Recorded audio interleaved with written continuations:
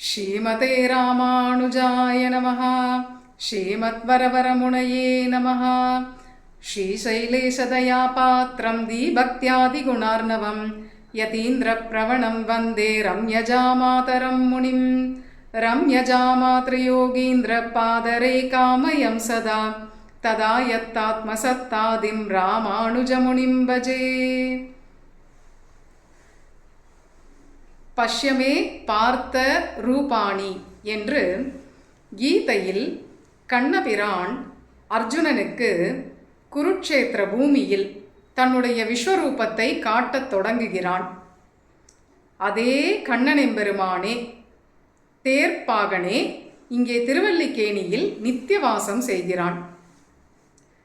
இந்த திருவல்லிக்கேணி க்ஷேத்திரத்தில் ஒரு தனிச்சிறப்பு என்னன்னா, நம்முடைய மணவாள மாமுனிகளின் திருவவதார தினத்தில் துலாத் திருமூல நன்னாளில், அதாவது ஐப்பசி மாதம் திருமூல நட்சத்திர சுபதினத்தில் பார்த்தசாரதி எம்பெருமானோடு சேர்ந்து மாமுனிகள் திருவீதி புறப்பாடு கண்டருள்வார். அப்போ என்ன ஒரு அழகுன்னா, 21 குடைகள் புடைசூழ வீதி புறப்பாடு நடக்கும். அறுத்தித்தார கணங்களால் ஆற பெருகுவானம் போல் விருத்தம் பெரிதாய் வருவானை அப்படின்னு திருவல்லிக்கேணியிலேயே இந்த அழகை காணலாம்படியாக பிரதமாச்சாரியனும் சரமாச்சாரியனும் சேர்ந்து 21 வெண்குற்ற குடைகளுக்கு கீழே எழுந்தருள்வது திருவல்லிக்கேணியில் கண்கொள்ளா காட்சியாக இருக்கும்.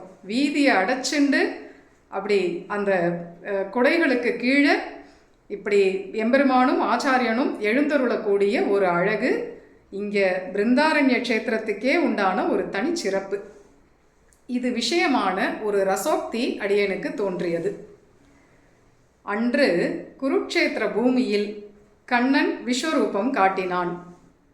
இன்று திருவல்லிக்கேணியில் மாமுனிகள் குடை ரூபமாகவே நமக்கு ஒரு விஸ்வரூபம் காட்டுகிறார். இது எப்படி இருக்குன்னா, ஊர் தலைவனுடைய பழக்கம் நம்முடைய ஆச்சாரியர்களுக்கும் வந்துடுமோ? அவரோட நெருங்கி பழகிறவாள்லாம் ஆச்சாரியர்கள் தானே. அதனால் கண்ணனோட பழகி பழகி ஒட்டிண்டு அந்த பகவானுடைய பழக்கம் நம்ம ஆச்சாரியர்களுக்கும் வந்துடுறதோ? அதான் கண்ணன் போலவே சட்டுன்னு ஒரு விஸ்வரூபத்தை காட்டிட்டாரே. குடை ரூபமாக மாமுனிகள் இந்த தன்னுடைய திருநக்ஷத்திர தினத்தில் ஒரு விஸ்வரூபத்தை காட்டிட்டாரோ அப்படின்னு உத்பிரேட்சை பண்ணும்படியாக இந்த குடை திருவிழா அமைந்துள்ளது. இந்த விஷயமான பட்டர் ஐதிஹ்யம் ஒன்று இங்கே ஸ்மரணீயமானது. சத்பிராமணரான கூரத்தாழ்வானுடைய திருக்குமாரர் ஸ்ரீ பராசர பட்டர். அவரிடத்துல ஒரு முறை வித்வான்கள்லாம் வாதத்தில் தோத்து போயிட்டார்கள். அப்படி தோற்ற அந்த வித்வான்கள்லாம் ஒன்று சேர்ந்து இந்த பட்டருடைய சர்வஜதையை பரீட்சை பண்ணணும் அப்படின்னு தீர்மானம் பண்ணிட்டு ஒரு காரியம் பண்ணார்கள்.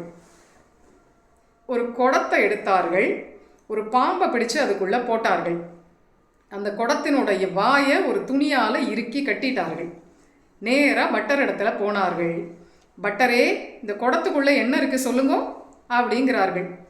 உடனே பட்டர் அந்த குடத்தை பார்த்து, இதற்குள் திருவெண்கொற்ற குடை உள்ளது அப்படின்னார்.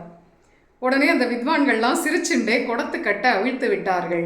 உள்ளேருந்து சரசரன்னு பாம்பு வெளியேறித்து அவர்கள்லாம் பட்டரை பார்த்து, பட்டரே என்னமோ கொற்றக்குடை இருக்குன்னு சொன்னேலே, பாம்பு போகிறது பாருங்க, இதுவா கொற்றக்குடை அப்படின்னு கேலி பண்ணார்கள். அப்போது பட்டர் சொன்னார் அவர்களை பார்த்து, ஆமாம், இதுதான் எங்களுக்கு திருவெண்கொற்றக்குடை. ஏன்னா சென்றால் குடையாம் அப்படின்னு ஆழ்வார் திருவாக்கு இருக்கே.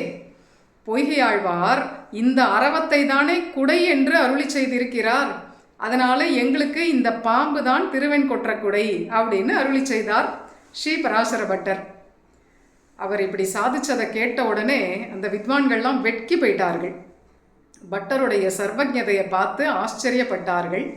தங்களுடைய தவறுக்கு வருந்தி பட்டரிடத்தில் அபராத க்ஷமாபணம் பண்ணிட்டார்கள், மன்னிப்பு கேட்டுண்டார்கள் அந்த வித்வான்கள். இது எப்படி இருக்குன்னா, அன்று ஸ்ரீ பராசர பட்டர் கண்ட அந்த திருவெண்கொற்றக்குடை பாம்பு ரூபத்தில் வந்தது. எங்க ஸ்ரீரங்கத்தில். இன்று மணவாள மாமுனிகளாகிற பாம்பு திருவெண்கொற்றக்குடை ரூபத்தில் திருவல்லிக்கேணி எங்கும் வியாபித்து நின்றது. இப்படி இந்த உற்சவத்தை அனுபவிக்கலாம்.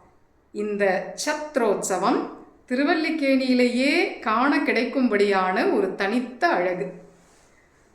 அந்த திருவெண்கொற்றக்குடை அசத்துக்களின் அபச்சாரங்களாகிற அதிவிருஷ்டியிலிருந்து சாது ஜனங்களை காக்கட்டும்.